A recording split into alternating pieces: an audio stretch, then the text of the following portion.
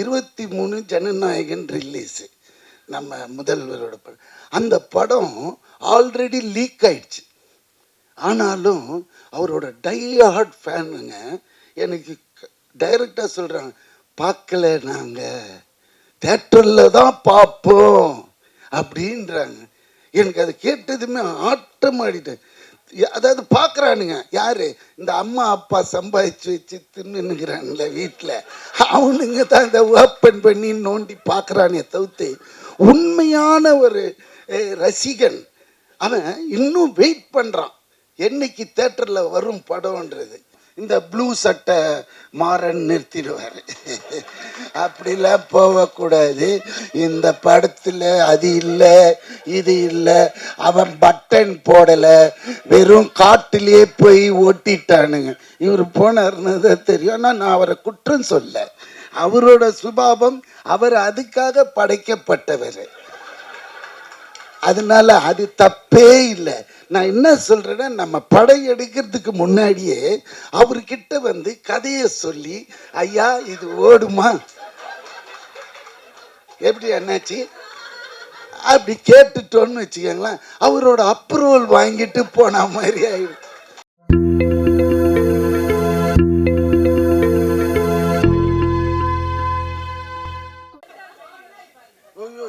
நான் ஏதோ பயந்துட்டேன், நீங்க எல்லாம் ஒரே மார்க்னா வந்துட போறேன்.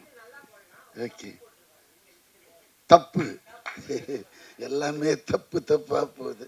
இருந்தாலும் குட் ஈவினிங் எவ்ரிபடி. இந்த கான் சிட்டி படம், இந்த டைரக்டர் ஒரே ஃபோன், சார் இது வந்து ஹிட் ஆயிடுச்சு, அதனால் நீங்கள் வந்து இது வந்ததுன்னு தெரியல போனதுன்னு தெரியல, இதுக்கு போய் என்னையா விழா கொண்டாடுறீங்க, அசிங்கமாக இருக்குது வெதுறன்னு. இல்லை இல்லை எங்கே இருக்கீங்கன்னு, நான் ஆஃபீஸில் தான்மான்னு. உடனே வந்துட்டார். வந்தவர் என்ன செய்கிறாரு, ஒரு 1 lakh பொறுத்து இருக்கிற ஒரு ஃபோன், ஐஃபோன் கொண்டு வந்து கொடுக்குறாரு. இது என்ன, நான் முன்னாடியே சொன்னேன்னே சார் படம் ஜெயிச்சுதுன்னா, என்ன திருப்பி ஜெயிச்சுதுன்ற, வந்ததும் போனதும் தெரியலையா, என்ன கூட ஒருத்தம் கூட கேட்கலையா இதை பற்றியே, எப்படி ஆனதும் கேளுங்க, சிரிக்காதீங்க, விஷயத்தை கேளுங்க. நீங்க பேசிட்டீங்களா, நீங்க பேசுனது இது வேற மாதிரி இருக்கும், தப்பா. ஆமா, இல்லை இல்லை என்னடானா, இதுல என்ன விஷயம்னா, அப்போ எடுத்து வைக்கிறாங்க டேபிளில் கணக்கு, தேட்டர் இவ்வளோ பண்ணிச்சு, ஓடிடி இவ்வளோ பண்ணிச்சு அப்படின்னது நம்மளுக்கே தலை சுத்திடுச்சு. என்னடா தெரியாமல் இந்த படத்தை சின்ன படம்னு சொல்லிட்டேன், ரொம்ப சாரி ஹரீஷ்னு எங்கள் அது இருக்கிறானே. ஆமாம், இதே இவ்வளோண்டு இருந்துட்டு இவ்வளோ மூளை இருக்குதுப்பா, உன்னை நான் ஃபாலோ பண்ணல. ஏன்னா நானும் பல விதமாலாம் படம் எடுத்து பார்த்துருக்கிறேன், ஒரு பைசா நின்னது கிடையாது, வெறும் கெட்ட பேர் தான். ஆனால் இவன் ஒரே படத்தில்ங்க எல்லாத்தையும் எடுத்துற. என்னன்னா அவன் மல்டி இது டேலண்ட்டு. எப்படின்னா ப்ரொடக்ஷன் தெரியுது மெயினாக, அதுக்கப்புறம் டைரக்ஷனும் தெரியுது, ஸ்க்ரீன் பிளே தெரியுது. இங்கே என்ன செஞ்சுட்டா, ஹீரோ வரலையா, போயிட்டாரு. இல்லை இல்லை, இந்த ஹீரோ வச்சு இந்த ஓட்டு ஓட்டிட்டான்னா இன்னும் பெரிய ஹீரோ யாருன்னா கிடைச்சிதுன்னு வச்சுக்கோங்களேன். இதை விட ஒரு 5 times. சரி, மக்கள் இன்னைக்கு யாருமே தேட்டருக்கு வர்றதில்லைன்னா கம்ப்ளைண்ட்டு.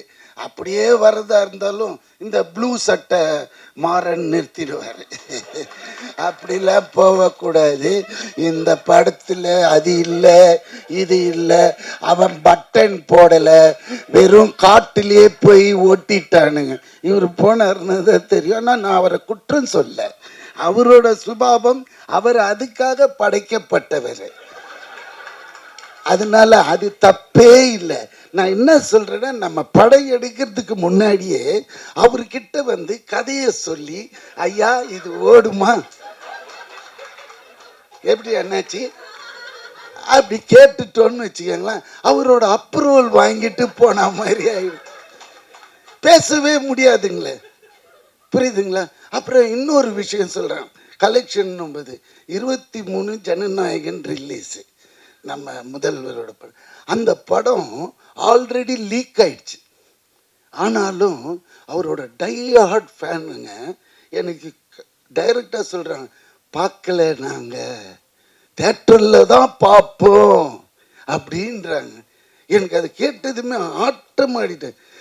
அதாவது பார்க்குறானுங்க யாரு, இந்த அம்மா அப்பா சம்பாதிச்சு வச்சு தின்னுங்கிறான்ல வீட்டில், அவனுங்க தான் இந்த ஓப்பன் பண்ணி நோண்டி பார்க்குறானே தவிர்த்து உண்மையான ஒரு ரசிகன் அவன் இன்னும் வெயிட் பண்ணுறான் என்னைக்கு தேட்டரில் வரும் படம்ன்றது. அநேகமாக ப்ளூ சட்டையும் பார்த்துருக்கோம். எதனா சொல்லுங்களேன். அதனால இது இப்படி போகிற காலகட்டத்தில் இந்த கலெக்ஷன் பண்ணுதுன்னு இவன் சொன்ன பிறகுதான் இது தெரியுது. இவ்வளோ பெரிய கான்சிட்டியா, இவ்வளோ கலெக்ஷனா. அப்போ என்ன ஆகுதுன்னா நம்மளுக்கு இந்த மாதிரி படங்கள் எடுக்க ஒரு ஆர்வம் வருது. புரியுதுங்களா? போட்டா, ஆனால் அது நம்ம போட்டால் வராது, அவன் கை ராசி. நம்ம போட்டால் பிடிக்கும். அது அவர் போட்டாருன்னா விழும் தாயம். அதுதான் சில கை ராசி இருக்கு. நம்ம அதனால இவ்வளோ கஷ்டப்பட்டு போய் நடித்து பண்ணும்போது சந்தோஷமாக இருக்குது கேட்கும்போது, இந்த படம் இவ்வளோ பண்ணிச்சான் அப்படின்னும்போது. அதனால அதுக்கப்புறம் வேறு என்ன சொல்கிறது, இதுதான் மெயின். நான் அப்புறமா வரக்கூடாதுன்னு இவர் சொன்ன இந்த விஷயம்லாம் கேட்டதும் நம்மளுக்கே ஒரு புல் அரிக்குது இப்போ கூட. அதனால தான் வந்துட்டேன் நான். வேறு என்ன தலைவன், அடுத்த படம் எப்போ ஆரம்பிக்கிறீங்க? பார்த்தீங்களா? ஏன்னா கிறிஸ்பாக பேசி முடிச்சிடணும், வளவளா கொலகொலான்னு இல்லாமல். இன்னும் நிறைய பேச வேண்டியிருக்கு. ஆனால் இந்த சப்ஜெக்டை விட்டு வெளியே போயிடும், அது வேண்டான்னுவே இதோட என் பேச்சு நிறுத்திட்டு, இந்த உண்மையிலே டைரக்டருக்கும் இதில் வேலை செஞ்ச அனைவருக்கும் என்னோட வாழ்த்துக்கள். Thank you thank you. ரெஸ்பான்ஸ் இந்த படத்துக்கு நான் ஆக்சுவலாக ரொம்ப இன்னும் அதிகமாக எதிர்பார்த்தேன். இந்த படத்துக்கு நான் அவ்வளோ எக்ஸைட் ஆகி ரொம்ப சந்தோஷமாக ஒர்க் பண்ண ஒரு ப்ராஜெக்ட். நெவர்தலெஸ் ஹரிஷோட டெபியூ ரொம்ப ஒரு பெரிய சக்ஸஸ் ஆனது எனக்கு ரொம்ப ரொம்ப சந்தோஷம். இன்னும் நிறைய சக்ஸஸஸ் வரும். ஹரிஷ் ரொம்ப ஒரு அறிவு கூர்மை இருக்கக்கூடிய இயக்குனர். அவருக்கு அறிவு கொஞ்சம் அதிகமாக இருக்கும். அதுதான் அவரோட அறிவு தான் அவருக்கு மைனஸுமே கூட. பட் எக்ஸ்ட்ராடினரி டேலண்ட்டு, எதையுமே வந்து எப்படி உபயோகப்படுத்த முடியும், ஒரு கேரக்டருக்குள்ளே இருக்கிற நுவான்சஸ், குட்டி குட்டி மிஸ்யூஸான திங்ஸு. அதான் நான் முதல்ல ஹரிஷ் இந்த கதை சொல்லும் போதே கேட்டேன், ஒரு சின்ன விஷயத்த பெருசாக்கிடலாம், ஒரு சின்ன மிட்டாயை கூட ஒரு பெரிய டப்பாவில் போட்டுடலாம், கதையே இவ்வளோ சொல்ல வேண்டி இருக்குது, இதை எப்படி நீங்கள் வந்து ஒரு 2.5 மணி நேரத்துக்குள்ளே எப்படி பண்ண போகிறீங்கன்னு பார்த்தா அவ்வளோ கச்சிதமாக அவ்வளோ அழகாக அது அந்த. ஏன்னா இவ்வளோ கேரக்டர்ஸ் எழுதும் போது எல்லா கேரக்டருமே மனசில் நிற்காது. இந்த படத்தில் கிட்டத்தட்ட பார்த்தீங்கன்னா எல்லாருமே வந்து ஒரு ஸ்பெஷல் மூமெண்ட்ஸ் எல்லாருக்குமே இருக்குது. ஸோ எல்லாருக்குமே ஏதாவது ஒரு படத்தோட வெற்றியில் வந்து எனக்கு இன்னும் கொஞ்சம் பேர் கிடச்சிருக்கலாமே அப்படின்னு நினைக்கிறது உண்டு. ஆனால் பார்த்தீங்கன்னா இந்த படத்தில் இருக்கிற சின்ன கேரக்டர்லேருந்து ஸ்க்ரீன் டைம் நிறைய இருக்கிற எல்லாருக்குமே அந்த தேட்டரில் அப்ளாஸோ ஆடியன்ஸ் கிட்ட ரெஸ்பான்ஸோ கிடைக்கிற மாதிரி பண்ணியிருந்தீங்க. ரொம்ப பெரிய பெரிய படங்கள் எடுக்கிறதுக்கான அறிகுறி அது. அது இப்போ ஒரு பேன் இண்டியன், பேன் வேர்ல்டு அப்படிலாம் சொல்கிறாங்களா, அந்த மாதிரி உங்களால் கண்டிப்பாக பண்ண முடியுன்ற நம்பிக்கை எனக்கு இருக்குது. ஸோ ஹரிஷோட வெறும் ஆரம்பம் தான் இது, வார்ம் அப் தான். நான் நீங்கள் அப்போ தான் ஹரிஷ்ட சொன்னேன், வெறும் வார்ம் அப் தான் இது, சும்மா சாஃப்ட் படலைங்க. ஹரிஷோடைய மிகச்சிறந்த பெரிய படைப்புகள் ஃப்யூச்சரில் இன்னும் பெருசாக வரும்ன்ற அந்த சந்தோஷத்தை நான் இங்கே பகிர்ந்துக்க விரும்புகிறேன். So congrats Harish on the success. அதுக்கப்புறம் டெக்னீஷியன்ஸ், ஐ ஸ்டில் ரிமெம்பர் அருள் வந்து அந்த மிக்ஸ் பண்ணுற அன்னைக்கு நம்மலாம் ஒரு டென்ஷனில் இருந்தோன்னா ஒர்க் அவங்களுக்கு. ஸோ ஒரு எடிட்டர் வந்து இவ்வளோ தூரம் வந்து கரெக்டாக கியூ பாயிண்ட்ஸ்லாம் வந்து சரியாக வருதா, கரெக்டாக இது பண்ணது. ஏன்னா நம்ம வந்து மியூசிக் பண்ணியிருக்கோம், நம்ம அந்த கியூ முடிகிறது ஆரம்பிக்கிறது இதெல்லாம் நம்ம ரொம்ப கராராக பார்ப்போம். பட் அவர் ரொம்ப ஹெல்ப்ஃபுல்லாக இருந்தார். So very sensible editor. இண்டஸ்ட்ரியில் வந்து உங்கள் பேர் சொன்னாலே எல்லாருமே வந்து அவர் தான் நாங்கள் கேட்கலான்னு இருக்கோம் எங்கள் படத்துக்குன்னு சொல்கிறாங்க. ஸோ ஃப்ரெண்ட்ஸ்லாம் கூட. ஸோ நல்ல ஒரு குட்வில் இருக்குது உங்களுக்கு, உங்கள் work it speaks for itself. So congrats. Santhosh master, முதல்ல வந்து எனக்கு வந்து அவரை பார்த்து யாரும் பயப்பட வாய்ப்பு இல்லை. ஆனால் நான் ரொம்ப ரொம்ப நடுங்கினேன் ஃபர்ஸ்ட் டைம் அவரை பார்த்துட்டு. நான் டூரிஸ்ட் ஃபேமிலியில் அந்த ஆச்சாலே பாட்டுக்கு வந்து சும்மா நீங்கள் வந்தால் போதும் அப்படின்னு கூப்பிட்டாரு. சரி ரிஹர்சல் கூப்பிட்றாங்க, சரி போய் பார்க்கலாம் அப்படின்னா, ஒரு 2 ஸ்டெப் போடுங்க, சூப்பர், இருங்க அடுத்தது இருக்கு அப்படி இப்படின்னு சொல்லி இதோ வருதுன்னு சொல்லிட்டு எங்கேயோ கூப்பிட்டு போய் என்னாலே நம்ப முடியல. ஸ்க்ரீனில் வந்து நான் தான் டான்ஸ் ஆடி இருக்கேனான்ற அளவுக்கு அவ்வளோ சூப்பராக பண்ணார். அதில் நான் ஆக்சுவலாக எதுவுமே பண்ணலை, ஃபுல்லாகவே அவரோட effort. So Santhosh master is my favourite, one of my favourite artist இந்த டான்ஸ் வேர்ல்டில். ஏன்னா சுத்தமாக ஒரு ஏர் ஆஃப் டேலண்ட் எதுவுமே கிடையாது, ஆனால் ஒர்க்குன்னு வந்துட்டு பயங்கரமாக இது பண்ணியிருப்பாரு. அதுக்கு ஒரு எக்ஸாம்பிள் என்னென்னா, டூரிஸ்ட் ஃபேமிலியில் அந்த சின்ன குழந்தைங்க ஆடி இருப்பாங்க, அது எல்லாருமே கமெண்ட்ஸில் ஸ்பெஷலாக மென்ஷன் பண்ணி சொன்னாங்க. ஸோ அவ்வளோ டெடிக்கேட்டட். நீங்கள் வந்து இந்த படத்துக்கு ரொம்ப ஒரு ஸ்ட்ரென்த் மாஸ்டர். கொரியன் சாங்குக்கும் மற்ற எல்லா படத்தில் இருக்கிற எல்லா ஸ்பெஷல் மூமெண்ட்ஸ்க்கும் உங்களுக்கு நான் தேங்க்ஸ் சொல்லிக்கிறேன். அப்புறம் நடித்த இந்த குணச்சித்திர கதாபாத்திரங்கள் தான் வந்து இன்னைக்கு பெரிய ஒரு ப்ராப்ளம். கதையில் வந்து எல்லாருமே நல்லா பண்ணிட்டோம், ஏதோ ஒன்று மிஸ் ஆகுது அப்படின்னு சொன்னால் வந்து ஒரு குவாலிட்டி பர்ஃபார்மன்ஸ் மற்ற ரோல்ஸில் இருக்க மாட்டாங்க.